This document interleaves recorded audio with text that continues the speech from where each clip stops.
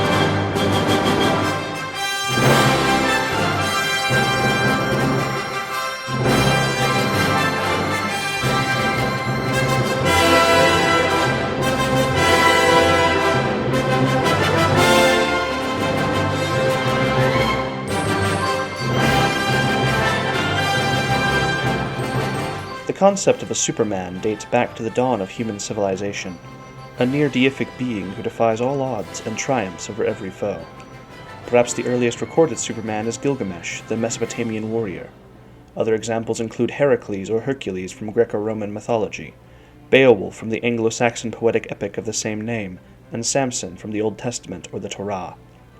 The core traits of a Superman are immense strength, along with other supernatural abilities, and a mysterious or divine origin. In the early 20th century, a character was created who encapsulated these ideals in a more modern manner. His name, aptly enough, was Superman. Since then, Superman has become the most recognizable comic book character and one of pop culture's leading icons. Even those who have never read a comic book or watched a superhero film in their lives knows about Superman. Few, however, understand him, even among consumers of his media.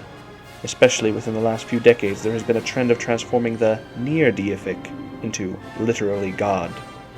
This is especially apparent in the Zack Snyder-helmed Superman films, where an imagery meant to invoke Jesus Christ is forced into Superman's story. Even as a Christian myself, I found this imagery incredibly over the top. Superheroes, and heroes in general, are no strangers to Christ imagery, ever since Christianity became the state religion of the Roman and Byzantine empires, and spread to all of the empire's vassal states even after their collapse. However, we no longer live in a day where the majority of people are Christian. While I am not familiar with the exact statistics, I would assume that modern-day Western culture is a decently healthy mix of religions and philosophies, though extremes on all sides certainly do exist to this day. Thus, while Christ imagery need not be wholly excised, it most certainly should be done subtly, and with respect to those who may not share said beliefs. However, changing worldviews aside, there is another issue in so ham-fistedly portraying Superman as a type of Christ. And that is simply that beyond surface-level traits, it is not a comparison that holds much water. Indeed, it is in Superman's humanity that we find his true character, not in his supposed divinity. Every myth or misconception has its roots, and the Superman as Jesus argument is no exception. Upon first glance, one might find their origins rather similar. A young child from a higher plane is sent to dwell amongst simple folk, and upon reaching manhood becomes a prominent figure with astonishing power.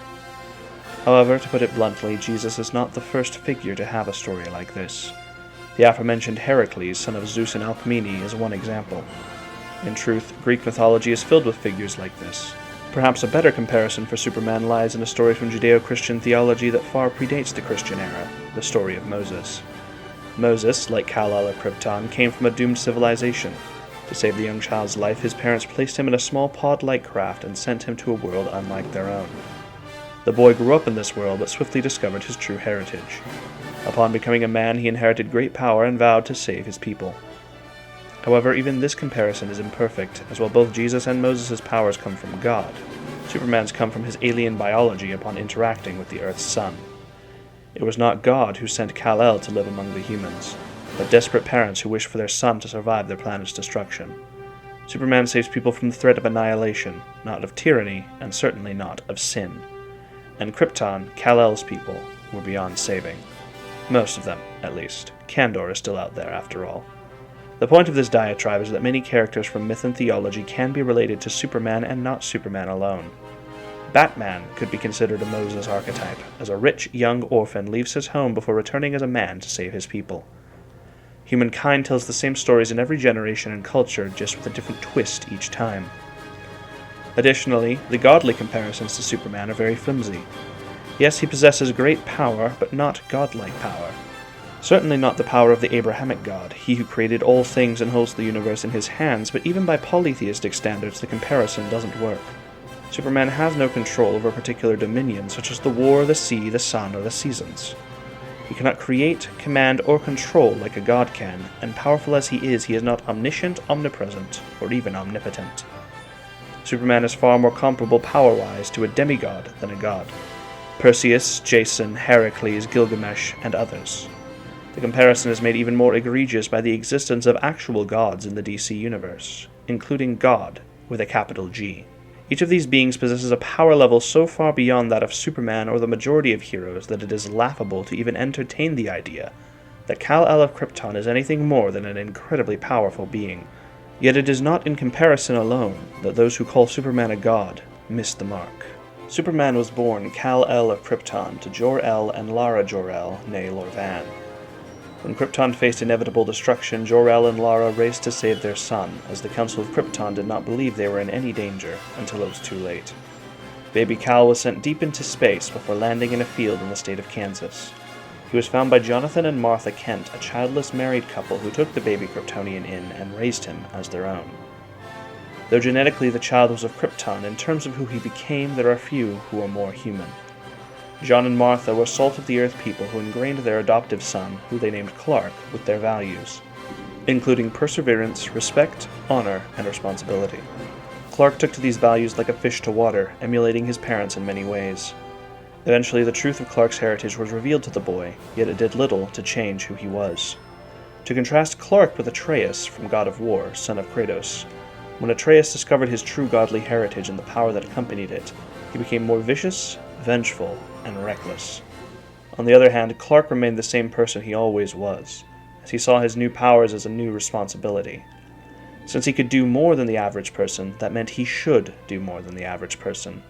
And in his case, more than the average person meant saving lives, be it from natural disasters, human error, or, eventually, otherworldly threats.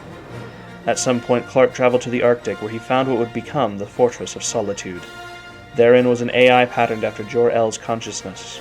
He learned of his true name and the fate of Krypton from this manifestation of his birth father.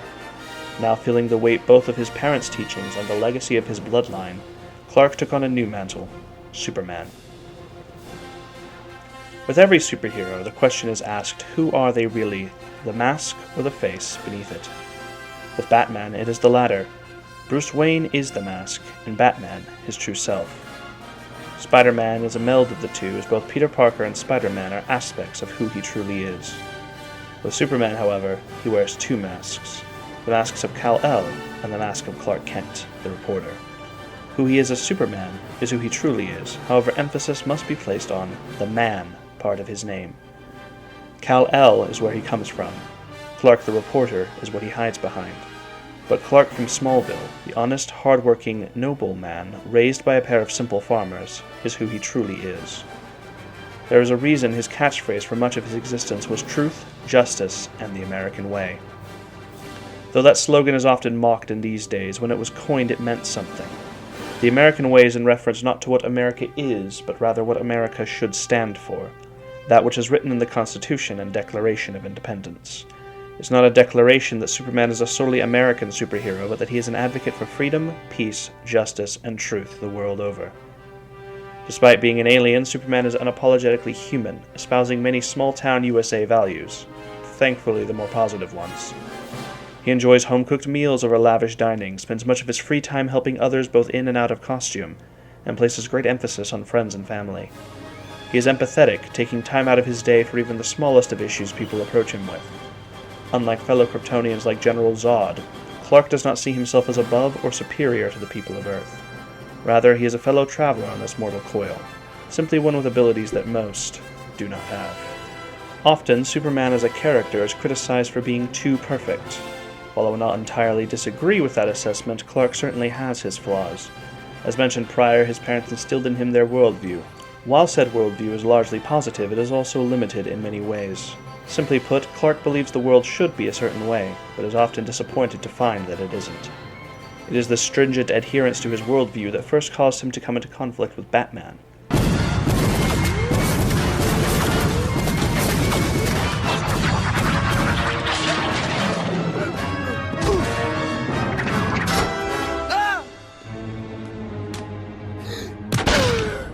Where's the Joker? Who knows? Making ha-ha with Harley Quinn. I don't know, honest.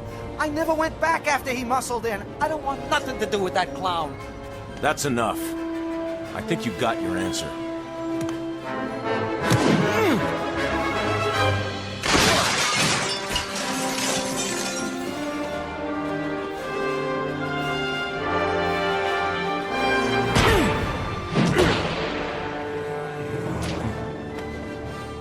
I heard you were crazy.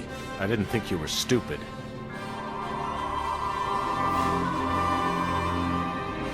Bruce Wayne? You peaked. I won't have vigilantism in my town. You'll be rid of me. As soon as I find the Joker. That may not be soon enough.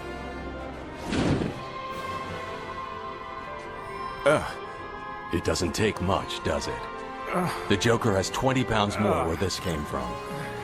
Thought you might like to know.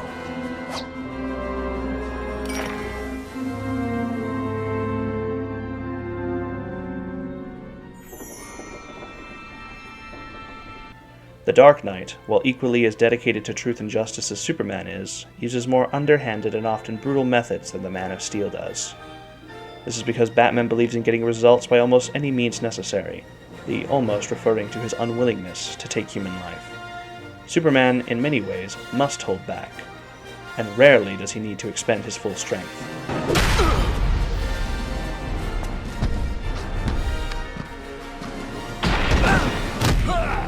You still try to fight.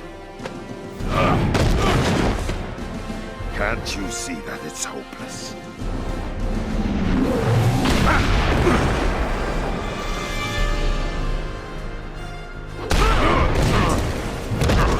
That man won't quit as long as he can still draw a breath. None of my teammates will. Me? I've got a different problem.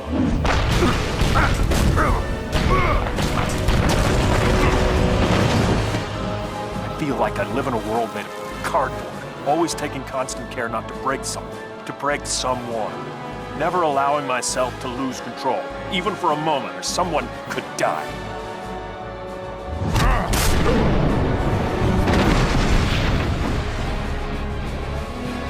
You can take it, can't you, big man? What we have here is a rare opportunity for me to cut loose and show you just how powerful I really am.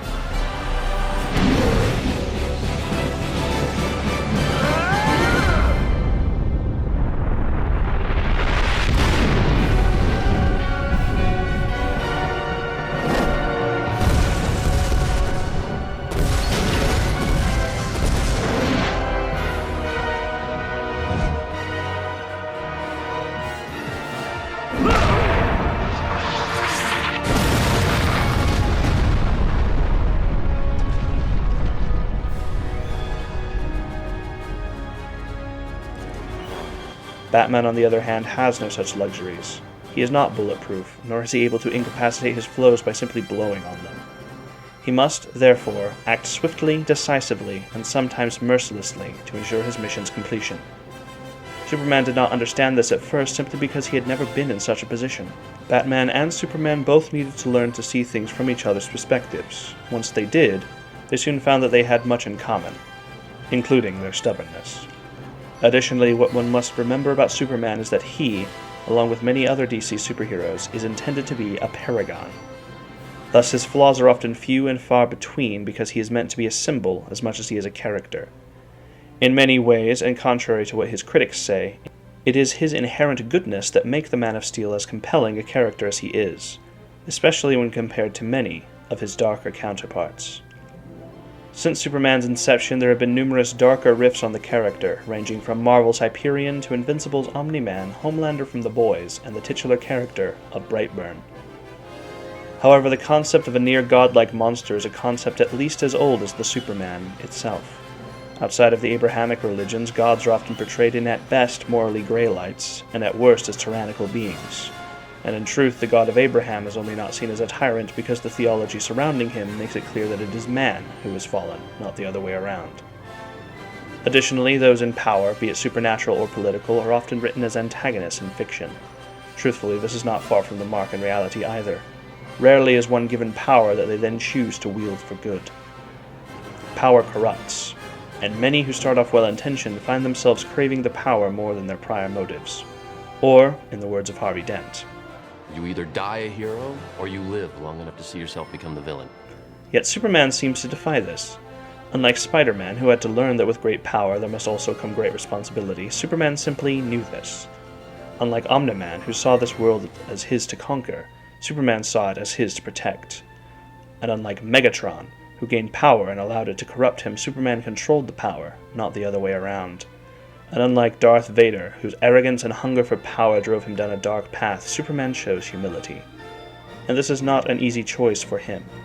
As stated in the previous clip with Darkseid, the Man of Steel constantly has to hold back for fear of unintentionally hurting others. This makes Superman an inspiring character. Despite his inborn powers, he chooses to be a servant, not a tyrant. And despite his alien heritage, he chooses to live among the humans. He chooses to be human. Superman, Kal-El of Krypton, the Man of Steel, Clark Kent, is not a god. He is a man. A man with great power, but a man nonetheless, and a good one at that. Though he could choose to conquer, to destroy, to dominate, he instead chooses to serve, to protect, to stand sentinel. His alien nature is swallowed up in his human values and upbringing, and his nobility does not make him dull, but inspiring. There is a reason this character has stood the test of time for close to a century, why he has been able to inspire numerous generations. Thank you all for joining me on my quest. If you enjoyed the video and like what I do here, please consider leaving a like and subscribing to the channel. If you'd like to support the channel further, a link to my Patreon is in the description below. In any case, I will see you all on our next adventure, whenever that may be.